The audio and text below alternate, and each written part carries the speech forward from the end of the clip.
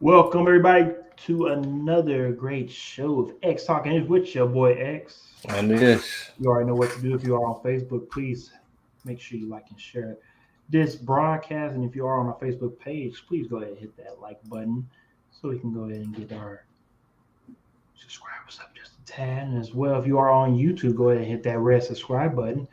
And to be notified for shows like this one in the future, go ahead and hit that notification bell. Ding. Thank you for that, Ish. Mm-hmm. And as well, if you are on Twitter, go ahead and check us out at X Talking Ish. And as well, I'm going to go ahead and retweet it on my personal page as well X underscore Williams 81. So please make sure you go ahead and do that as well. All righty then. We're back as always on a Tuesday night. A couple more weeks left until the regular season starts. Of course, we're still in preseason. I know it's still new to everybody that we're only having three preseason games this year. I know everybody's still used to that 4 game slate from preseason and then going to the 16 game slate for the regular season. Of course, it's now three preseason games, 17 regular season games. So, welcome to the new era of the NFL. And of course, we are here to keep y'all updated every week on what's going on. And we have, of course, some more news. I know everybody heard about it because it was a little big news. Let's be real. This quarterback, he's a big deal, but in reality, he's not that big of a deal because he still hasn't proven himself yet in the league. I think we all can agree with that. And with him being able to make a fresh start here in Carolina, it seems as though he was able to come in and prove that he was the better quarterback in camp. And he seems as though going into camp, it seems as though he was already the clear cut favorite to win this job. He went in there, he earned it. It seems as though he won the team over, the organization over, and also the fans. And right now, Baker Mayfield is QB1 in Carolina. So, Ish, I'll throw this over to you, and you can, of course, do your spill, and we'll talk about it. And we'll talk about people that's tuning in and commenting, and of course, please let us know how y'all feel about this this update in Carolina. Ish, what is your thoughts on Carolina naming Baker Mayfield QB1? I think when you go out and you acquire a guy like Baker Mayfield and you bring him in, um, I think he had to start from the beginning.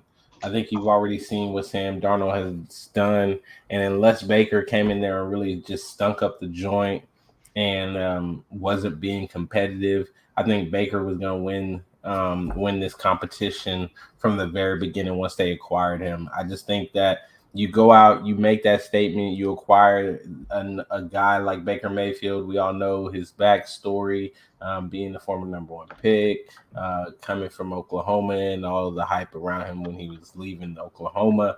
I just think you can't bring a guy like that in after the season that Sam Darnold had and justify Sam Darnold starting again unless, like I said, he really stunk up the joint and just, everything that was coming out of camp was like, hey, Sam Darnold clearly is the better guy. Baker's not ready for the job, so on and so forth. I think if it was even close, Baker was going to win. I think even if Sam marginally was beating him, Baker was going to win. So I wasn't surprised at all. I don't think that it makes them a significantly better team. I think it keeps them similar to where they were before, maybe just a couple more wins, like another two wins probably.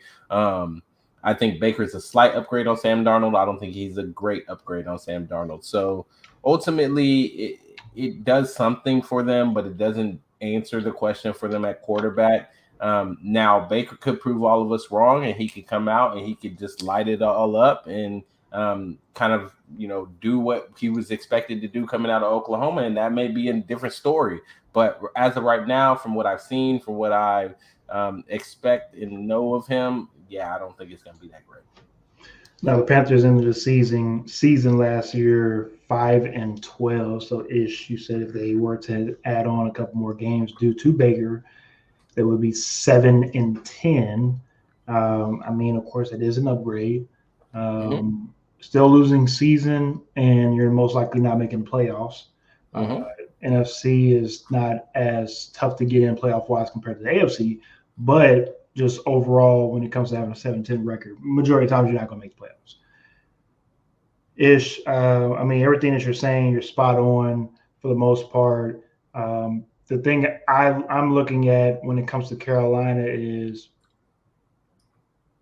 are you looking at Baker as a franchise guy moving forward? I think that's another realm that we'll figure out moving throughout the season as well. Too, because the Browns drafted Baker Mayfield for him to be their franchise guy. Remember, he was number one overall pick, right? Yep. Comes to Carolina, takes Sam Darnold's job, and he's the guy. And also, this opportunity gives him an opportunity to redeem himself from everything that was going on in Cleveland. And it gives him a fresh slate to say, hey, I understand what happened in Cleveland. I could point fingers all I want to and say, hey, this wasn't right, this wasn't right, this wasn't right. But let me take accountability and say, hey, I appreciate the Browns for drafting me, getting me into the league. And now it's time for me, Baker Mayfield, to continue on what I've been doing and try to learn from that instant and being in Cleveland, take it over here to Carolina, continue to build on it, because we've seen time and time again, quarterbacks that will go to their next team and become Hall of Famers, become Pro Bowlers, still be great caliber quarterbacks, and can still, and be able to redeem themselves. And of course, the main guy that I would bring up is the guy that people compare him to since Oklahoma, and that's Brett Favre. Remember, Brett Favre started off with the Atlanta Falcons, and then, of course, goes to Green Bay, and the rest is history. I'm not saying it's going to be the same thing with Baker. I'm just saying that it is possible. So for Baker, this is a great opportunity for him, is to redeem himself and to see if he is that Heisman quarterback that we saw at Oklahoma, and if he is that guy that we expect to be the number one overall pick and just to be that guy. I mean, I'll just throw this out there. To me, he's not their franchise guy because he's just a middle of the road quarterback. I mean, his overall record being in the league 29-30, you could take that with a grain of salt because he was on the Cleveland Browns. But I'll say this. He had better weapons on the Cleveland Browns, I think, overall than he does in Carolina. I think he had a better offensive setup on the Cleveland Browns than he does in Carolina. I mean, you're relying on. Go ahead. But I want to ask you a question, though. Yeah, go ahead. And this is it for everybody that's tuning in as well, too. Do you feel as though Baker plays better as the underdog, as the guy that people don't count on him for winning games and being successful, especially because he is a shorter quarterback?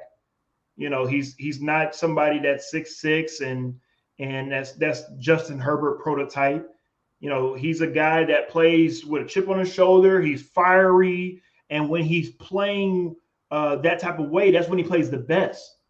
And again, we saw last year where he had the injury and he wasn't playing the way he should be playing. And who knows, maybe when you have a guy like CMC for hopefully more than 5 games a season, it gives you an opportunity to be able to say, okay, look, we can do a little some. That backfield in Carolina is pretty decent. The wide receivers are the biggest question marks. But at least you have somewhat of a number one with Robbie Anderson. And you also still have I know I'm missing his name. Moore. Moore, thank you. And you still have Moore as well, too, to where, look, I'm not expecting for them to make too much noise in the NFC, but 7-8 wins could be manageable. I don't think you're buying it. Yeah, I'm not buying it. I mean, I don't think that I would say this. Was he not the underdog playing in Cleveland? I mean, no. He only had one winning record. He only had one winning record. I'm not saying 4 years he had one time where he had a winning record. How were they not underdogs? I mean, I technically guess playing in Cleveland, you're the underdog every week. You're correct. Exactly. I'm not saying you're not wrong. You're not wrong. We're all on the same page on that. But he did have. You just said previously he had better weapons in Cleveland. Oh yeah, a compared lot to what he better. has in Carolina. Most definitely. And we also saw that again, he was hurt to where he wasn't Mm-hmm. able to play his best. But Yep. at times when things were clicking in Cleveland, he did look good. Mm-hmm. There were times where he looked good. I agree Okay. with that. There were times where he looked good, and But again, I want to see if he can elevate the others around him because of his play. Because ever since Oklahoma, he has played with really, really, really good players. Of course, down in Dallas with CeeDee Lamb, when he was there in Oklahoma, I mean, he's played with some really good players that have probably bailed him out time and time again. And again, in Carolina, it gives him an opportunity to, again, redeem himself as a quarterback and to try to become a more polished quarterback overall. yeah, I mean, and thanks, Lee. Yeah, DJ Moore, he's a stud. Ho ho ho Um, ho! Best receiver, DJ Moore compared to well, I mean, if you Jarvis. gotta, I don't know. That's a tough one to say. I Odell mean, Beckham. I mean, especially I was about to yeah, say, Odell Beckham. especially the way that I mean, I mean, technically they didn't really play together. I mean, but you could the look way at the way Baker was throwing the OBJ ball. played after he got traded from Cleveland, and I mean, I don't know. OBJ he was on a mission after he got let go. After he left Cleveland, so yeah, DJ Moore has been DJ Moore really hasn't had a quarterback yet. We'll see. This We'll whole see. thing Yeah, is we'll see, but to be honest, I don't have a lot of high expectations for it because even with CMC in the backfield, dude, this dude had Nick Chubb as a running back. So it's not like he came from a place where he had a scrub in the backfield. Like he had a dude that's a complete you're not stud in the wrong. backfield, You're not a wrong. top running back in the league. And I mean, he still was playing mediocre. So I'm looking at Carolina and I'm saying, okay, yeah, sure, you got CMC, who, okay, we'll say he's a better receiver out of the backfield, but ultimately, I mean, it's not like you came from a place where you didn't have a running game. So if CMC gets hurt, what does that look like from a Baker standpoint? The That's my biggest question. That's the my biggest concern. question mark too going into the season for Carolina is how many games will How Matt many Rule have? games? How many games will Matt Rule have until they might say maybe we need to move on elsewhere with another coach? Yep. Because look, this might be an audition for not just Baker, but all I'm sorry, not just Baker for to try to be quarterback. I mean QB1 and also maybe franchise guy. This is also last straw for Matt Rule. Like I don't think Carolina's organization is sold on Matt Rule as well. I Look, just mean, the way that they're cycling out these coaches, Carolina might say, hey, we want to go elsewhere and start over because of what we expected better from Matt Rule. I think he might get a pass because of the quarterback situation, because they're going to continue to say, well, he didn't get his quarterback, and we've been trying to get him a quarterback. He hasn't got it. And Matt Corral, I guess maybe they're going to say that's his quarterback, but unfortunately, that man got injured. So now what And you're we'll looking talk at? about that shortly in the next topic. But let's just segue right into the next topic when it comes to Matt Corral. Of course, we saw, of course, he's out for the rest of the season, with just a very weird injury. You don't see that type of injury in NFL a Yeah. lot. And it brings up the question for Sam Darnold, of course, the backup quarterback for Baker Mayfield. Sam Darnold was a guy that was coming out of USC and was maybe projected to be the next Carson Palmer out of USC, just the next guy. He did come into the league with a lot of interceptions. He did throw a lot of interceptions. That was the biggest knock on him. But again, being a guy that's coming out of USC, we know how that institution is when it comes to producing quarterbacks, running backs, and wide receivers. I think a lot of people had high hopes for him, and right now he's looking like a career backup. Nothing wrong with that. Nothing wrong with that. Play 15 years, make $50 Ask Sam million. Bradford. X Chase Daniel, X Fitzpatrick. I mean, the list goes on and on.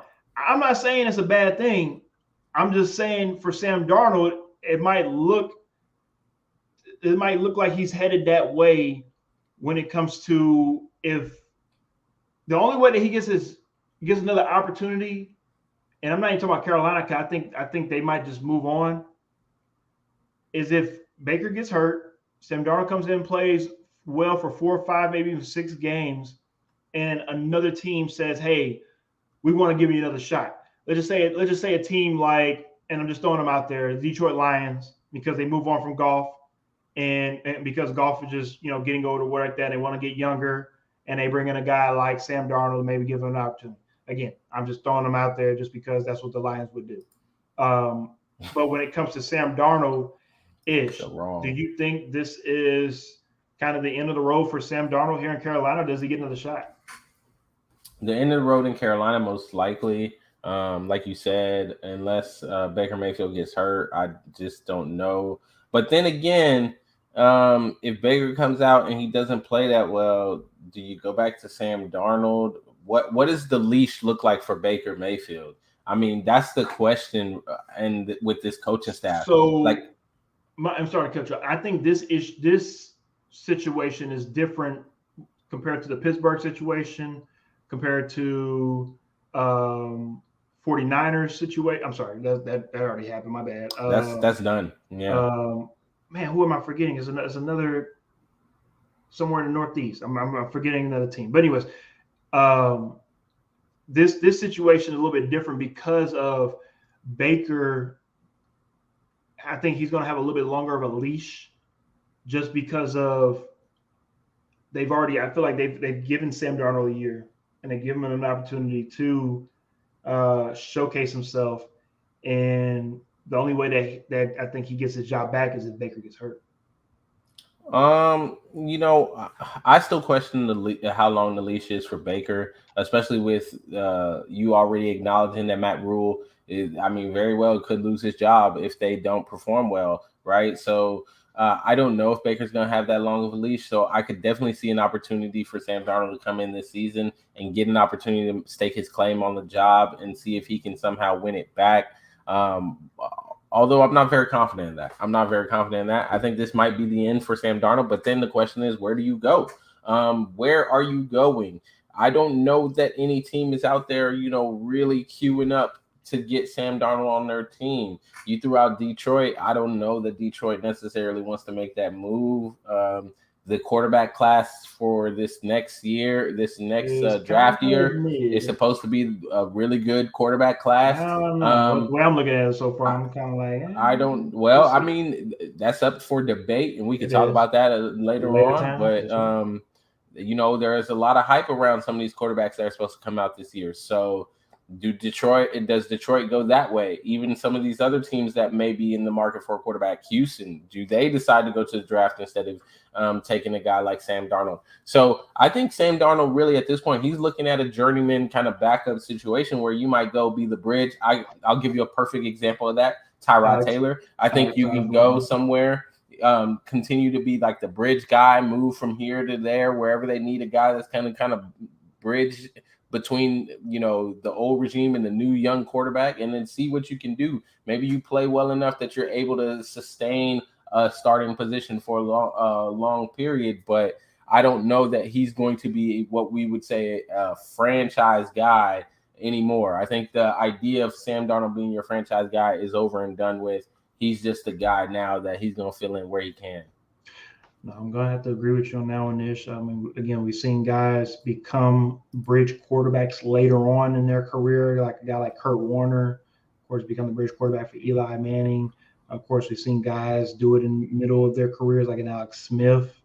Again, another great example. He's just a very just knew his role. A guy that knew his role, knew what he provided in that quarterback room, and was able to teach the next generation. And that's why a guy like Alex Smith will definitely be looked down upon in a good way when it comes to doing the right things, and will be blessed moving forward. So it seems that we are in agreement that it looks like it might be the end of the road for Mr. Sam Darnold here in Carolina. It'd be interesting to see what happens with him. Be honest with you as well too. It should be interesting to see what happens with Carolina this upcoming season, especially with Matt Corral already out for the season. Is it a unfortunate omen that they will be having to deal with injuries this upcoming season? Or is this just a little minor injury bug that only affects somebody like Matt Corral, and hopefully it doesn't bite anybody else? All right. Lee says, I think Tyrod starts at some point mid-season. Hey, don't be Sorry, talking about Danny Dimes like that. sorry to say this about your boy Ish. Danny is trending down. It's funny that he brings that up because the other quarterback battle I was going to bring up as well too was the Atlanta Falcons with Marcus Mariota and Desmond Is Ritter. that really a quarterback battle right now? Well, it depends on how you look at it because Mariota is a starter, but we Mm-hmm. do know Mariota tends to get hurt a lot. Mm-hmm. Seems to almost every year, and Ritter most likely will be able to see some type of playing time At throughout the some point, season. yeah, I Yeah. agree. Okay. So with that quarterback battle, the main reason why Mariota is the starter is because of the relationship with the head coach, Arthur Smith, being his offensive coordinator back in Tennessee. That's pretty much the main reason. Of course, he's the veteran. He knows the system. You trust him. I'm not worried about that. But if you've been watching Desmond Ritter play, I know it's preseason. I know he play against the twos and the threes and blah blah blah blah. I don't care about that. I'm Oh, looking he's at looked ball good. placement. He I'm looked looking at really good last accuracy. I'm night. looking Yeah. at velocity. I'm looking at how he moves in the pocket. And Mm-hmm. Desmond Ritter is a guy that you need to be probably paying attention to moving forward. I'm not saying he's a franchise guy for Atlanta, but He's solid so if he's far. if he's able to get an opportunity, who knows? Maybe he could be the 2.0 version of Michael Vick and be able to excite Atlanta fans and be able to bring some more excitement back into Atlanta football. Because again, it's it's just the type of quarterback systems that we're just seeing nowadays when it comes to, yes, you have to throw from the pocket, but also being mobile will help you out tremendously in this league nowadays when it comes to just how freakishly athletic everyone is on all levels on offense and defense. Yeah. And then with your boy Danny Dimes, my bad, with Danny Dimes, I think he has a short leash as well too. I don't think the Giants are going to make too much noise. I don't expect them to try to win the division this year.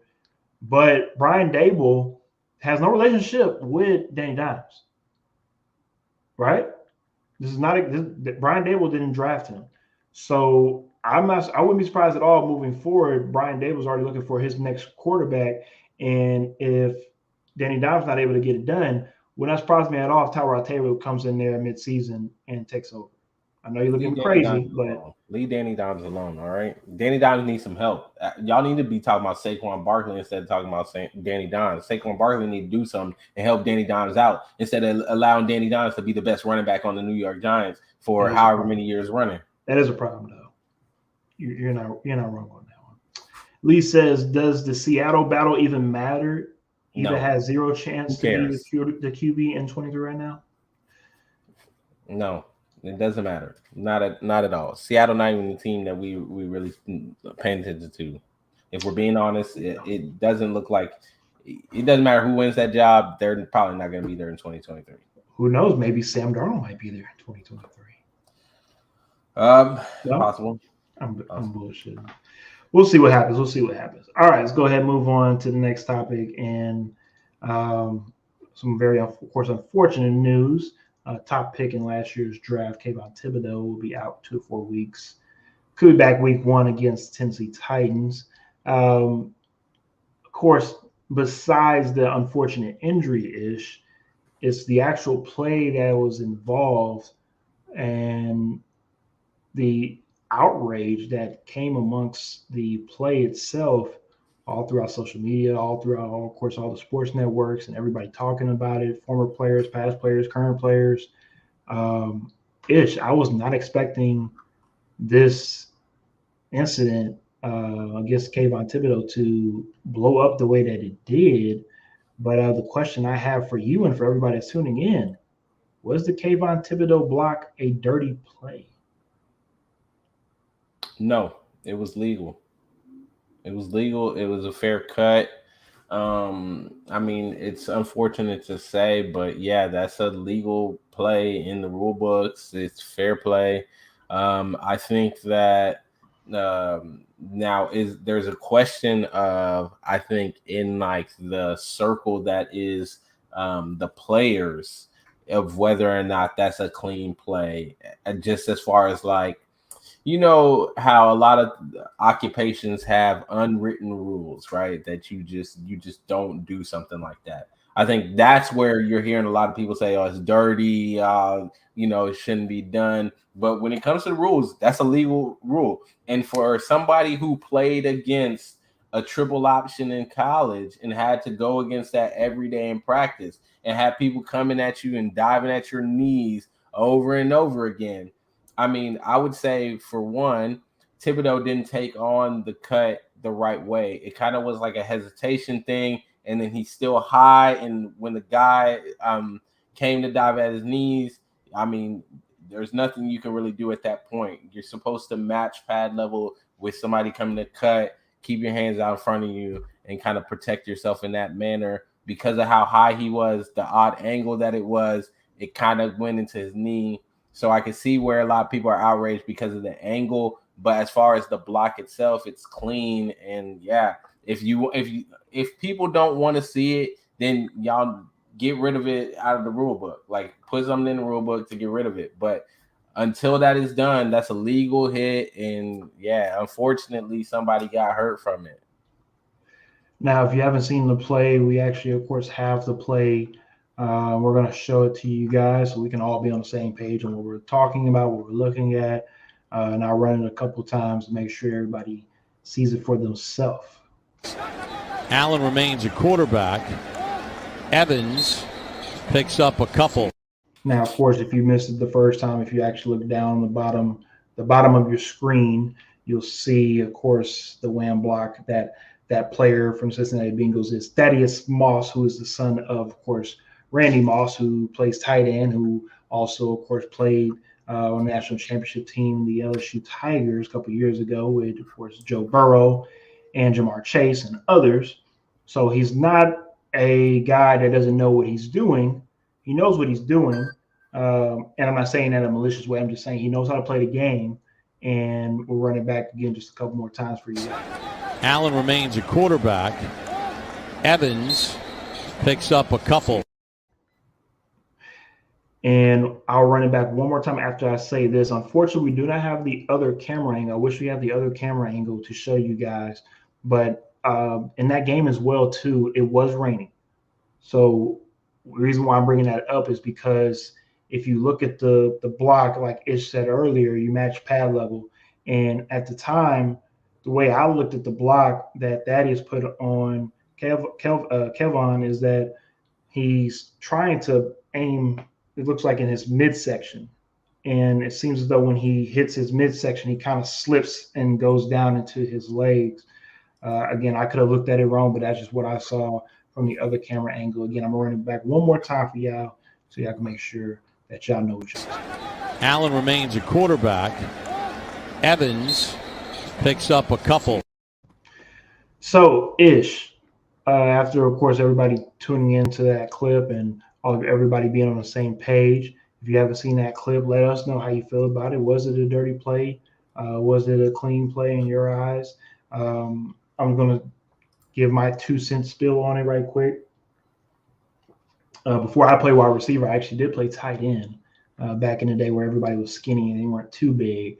It is not a position for the faint at heart. You have to do everything. It's kind of like being an offensive lineman, but you get to catch the football as well. So making those types of blocks, that's a George Kittle block. That's something that George Kittle makes a living off of. Travis Kelce is trying to run those types of plays a little bit more often. He doesn't run them as much, but as a tight end, that's a normal play. And I understand the outrage amongst, to be honest with you, it seems though mainly younger players. It didn't seem like most of the old head players were kind of on the same page. I might be an old head myself, but it seems as though everybody was on the same page when it comes to, I mean, what are we outraged about? Because again, if we take this out of football, I mean, again, we're continuing to try to make this game safer or make this game, this, that, and the third. But in reality, this is a violent game. This is a violent game on purpose. This is what this game is about. It's unfortunate. I do not want to see a guy like Kayvon Thibodeau on the sideline at all. But just like Fracture Walnut says, hey, use your hands, fella. You can't run through everyone. This isn't college anymore. This is the NFL. So yes, you will have to engage in a different way. And a couple guys to go talk to is Aaron Donald and J.J. Watt and any of the Watt brothers, any of the Bosa brothers. You better go talk to them on how to play this position in the NFL. But I hope Kayvon will come back healthy and ready to go week 1, if not then week 2. But I think we're all on the same page, especially former football players, when it comes to this was a normal play. I know everybody was upset, especially because of the injury that was involved. But we're on the same page with this one. Fracture One also says that kid was trying to make the team. You got to go all out in preseason to make the team. Come on, Fracture One. We all know. We all know Kayvon making the team. We ain't worried about Kayvon. Kayvon making the team. I think you talking about Moss. But even Moss making the team too. He was on the team last year. Moss ain't. Come on now. It don't matter who we talking about. They both making the dang team. My point is this though. I will say this before we move on to the next topic though. Ever since the NFL has changed the rule regarding hitting up high, we have seen a lot more players getting hit in their knees, going across the middle. I mean, we've seen Gronk multiple times. I mean, getting his legs decapitated, and it's getting to a point for me where it's just. I heard guys talking about on NFL Live earlier today. As a player, I'd rather get hit up high. That's just my opinion. I could be crazy for saying that or whatnot, but I would rather you hit up here than hit below my legs any day of the week, because you could be out for a year.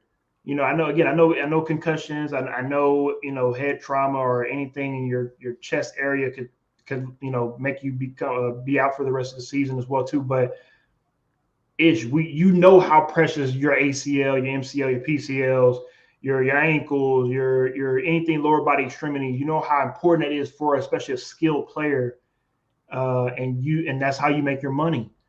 And I don't know if the NFL is going to change this anytime soon, but let the wrong right person get hurt, as in Patty, Josh Allen, Aaron Rodgers, whoever, and we'll see a rule change real quick. We saw it happen with Aaron Rodgers when he broke his collarbone, when it comes to driving the quarterback into the ground. So let the right/wrong quarterback get hurt, and we'll see a rule change real quick. All righty then, let's go ahead and wrap it up with Mr. Chase Young. Of course, another highly touted defensive end was a couple years ago, coming out of the draft, and he's been, I would say, everything and more when he's healthy. Of course, he got injured last season, and he's coming off of his leg injury, and it seems as though because he will be put on the PUP list, it seems as though he might be able to come back week 4 against, of course, the Tennessee Titans. Seems as though the Titans are going to be playing these crazy defensive ends coming off their injuries. But the Washington Commanders, of course, made news earlier this week. Besides having some type of a sex scandal or anything having to do with their owner, they've actually let us know that something positive is going on within the organization, and that's being able to get Chase Young back, hopefully by week 4 of the season is. Yeah, this is big news for them. The sooner they can get him back, the better. I mean, it honestly can't be spoken just how important he is to that defense, what he brings to them, and the versatility that he offers when he's on the field is just so valuable, and it really helps them out. And I think that the reason why they were able to compete, the year before last was mainly due to him being on the field and helping them with that pass rush. So the sooner they can get him back, the better. I don't know that there are any clear favorites right now in the NFC East. And so I think they could end up shocking a lot of people like they did 2 years ago, and making the playoffs or winning the division if they're able to, get that, that help on the defense. So we'll have to wait and see what he's able to do. And hopefully when he comes back, he's able to remain healthy and just kind of keep doing what he's been doing, because when he's on that field, it is a big difference for that Washington defense. No, I definitely agree. And if you look around the league, Excuse me. If you look around the league, if you're a contending team, you have a stud at defensive line or a defensive tackle.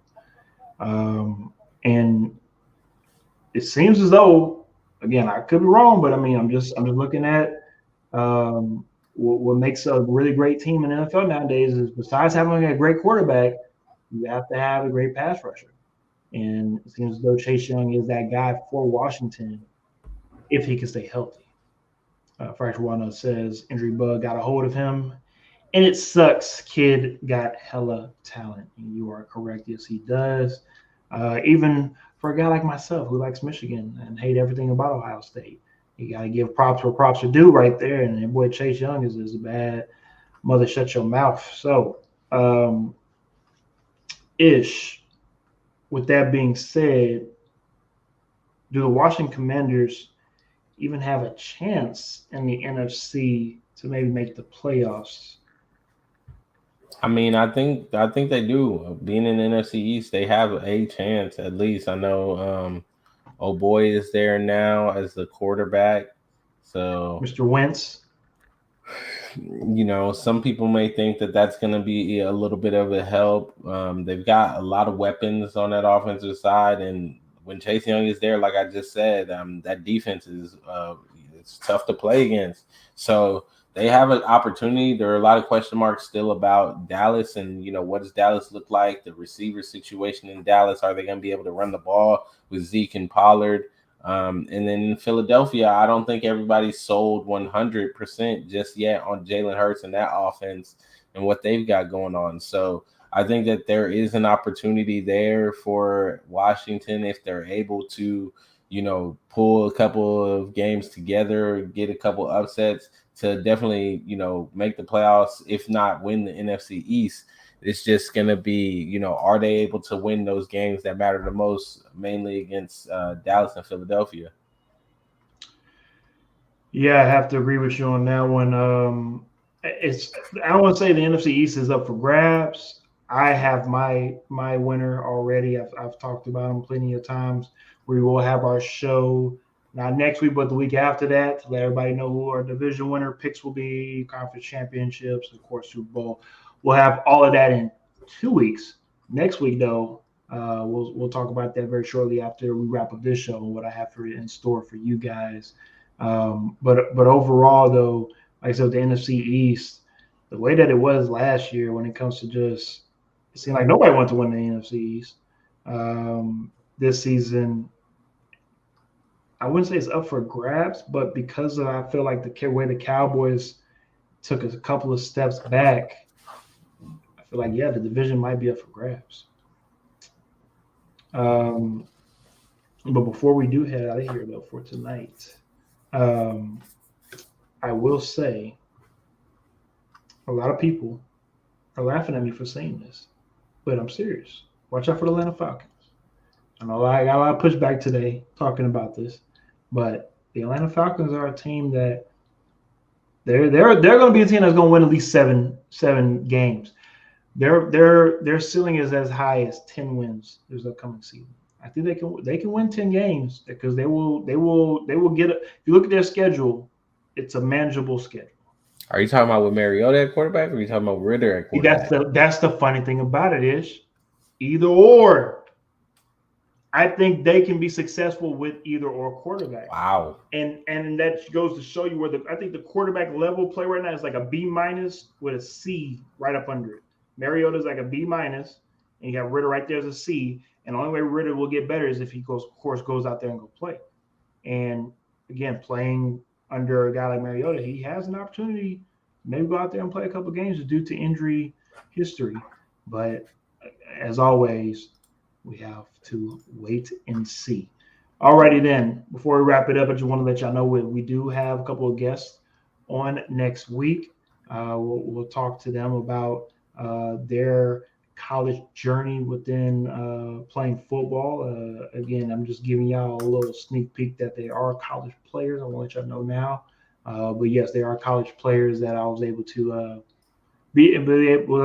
coach them up a couple months ago out in Fort Worth, and I can't wait to have them guys on. We're going to talk to them about that experience and, of course, their experience playing in college football as well. And it's just good to be able to connect with guys that are still playing because I don't know about you, Ish, but we love to get back out there in the field. But hey, our time has passed. It's a young man's game, as they always say.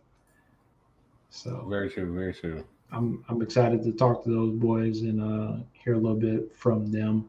And of course, as always, before we get up out of here, I gotta give a shout out to my boy, Mr. Bean, Kobe Bryant. I have to give my boy a shout out.